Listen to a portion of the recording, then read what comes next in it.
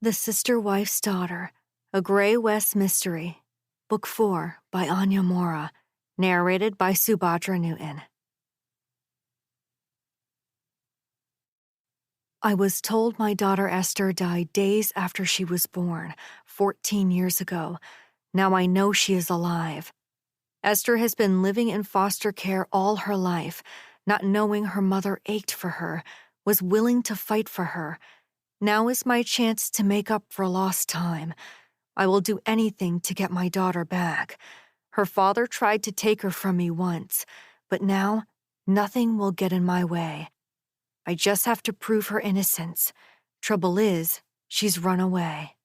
Before I can fight for her freedom, I have to find my daughter, and I will do anything to make that happen. Anything. I haven't clawed my way out of a cult only to lose my child once more. Chapter 1. Charged with murder. The words echo in the kitchen. I grip the countertop, needing to hold on to something. My vision blurs. My head spins. I have a long-lost daughter? Esther didn't die after she was born? She is alive? 14 years old and she doesn't know I exist. She thinks she was abandoned. Gray? Charlie's voice comes through the phone's speaker. Are you with me? I look up. Boone is here. His eyes are wide, panicked. He knows this is bad. The room sways, and I sink to my knees on the old linoleum. She's here, but barely, Boone tells Charlie, his fellow police officer, my newest friend. Can we call you back in a few minutes? I think she's gonna pass out. He ends the call and kneels next to me. The kids are in the kitchen now, watching, confused. We were supposed to be having a movie night. Ice cream and laughter. Something normal. This is anything but. Abel, can you get your mother a glass of water? Boone asks. The last few weeks have been some of the happiest of my life. Of course, as a family unit, we are reeling from the events of the last few months, but we're also recovering. I want to stay here in that place of ice cream on Sunday night. All my kids under one roof, and bickering that never overshadows big smiles. What's going on, Mom? Abel asks. I look up to face my oldest child. A boy so nearly a man, it takes my breath away. Esther, she's... I lose my words. Boone steps in, repeating his request. Can you get your mother a glass of water? Of course, Abel says. I blink, leaning back against the kitchen cupboards. What's wrong, Mommy? Ruthie asks, sitting down next to me, cross-legged, reaching for my hand. I open my mouth, looking for words. What words can I tell her? I swallow, looking around the kitchen for help. Boone clears his throat. That was Charlie Callahan on the phone. You remember her? Your mom's friend. We worked together at the police station. Of course we know, Olive says. Why was she calling? What happened? Is it about Dad? My eyes widen then. About your father? I shake my head. Of course not. Your father's gone, dead. I press my fingertips to my temples. Jeremiah is dead because I lifted a gun and pulled the trigger. I killed my children's father a few weeks ago. The reality still hasn't set in. The one person I've been running from, fearing my entire adult life, is no longer a threat to me. But that doesn't mean our family unit is safe, that we're going to be okay. This news rattles me, and it's going to floor them. Abel hands me the water. Drink this, Mom. I do as my 16-year-old son asks. He sits down on the floor, too, his elbows wrapping around his knees, his back against the refrigerator. Boone is the only one standing. He looks uncomfortable, and I don't blame him. He fell in love with me and was thrust into a world that is so opposite the one he's known. Still, I'm scared he's going to retreat, and that's the last thing I want to have happen right now. I need him to come close, to stay. I think he's going to make an excuse and leave.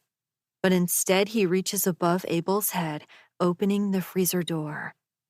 Hell, I know we were saving these bars for the movie, but I always find something sweet helps when I have to deal with big news. Big news? Olive asks, taking the bar that Boone offers. She unwraps the plastic and takes a bite out of the chocolate ice cream bar. What's going on, Mom? My children sit in front of me eating ice cream, and Boone manages to find his way to the floor, too, awkward as he sits cross-legged. I realized I've never seen him sit this way, and it endears me to him all over again. He's not leaving. He's here. I hate that I doubted him.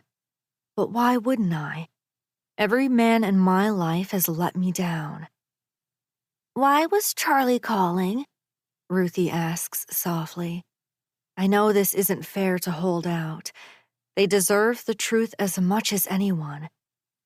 After Abel was born, I begin, choosing my words with care. I was pregnant again. Olive looks up. With me? I shake my head. Before you were born, I had a baby girl.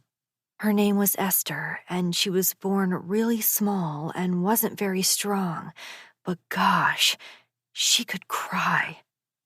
I exhale, remembering my baby's fair hair, blue eyes. She was not a mirror image of me or Jeremiah. She was written with Micah's features. But I don't tell the girls that, Abel either. That is a story for another day. After she was born, your father told me she got really sick, and he had to take her to the hospital. He was gone for a long time, and when he came back, he told me she had died. I thought she had died. I whisper, pressing my lips together, holding back the tears. But it's impossible.